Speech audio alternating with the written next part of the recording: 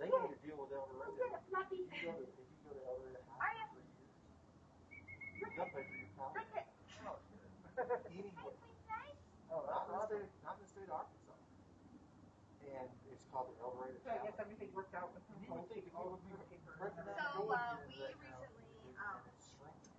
we recently, the HOA that manages like the management company that does it for us, they still haven't gotten back to us, and they're extremely unprofessional. Like their Google reviews say 1 star, 0 stars if anybody else can give it to them. And I don't think it has anything to do with yeah, it's just a whole situation. So our property management company actually bypassed the HOA, and we have our new lease to sign, but we'll sign it by Monday. So, but the property, like the owner here,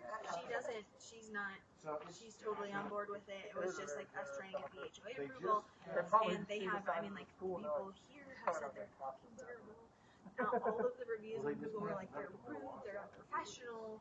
Like it's just a whole situation, and we've done everything right. So yeah, my buddy has been he's been wanting that to happen. So when you sign the new lease,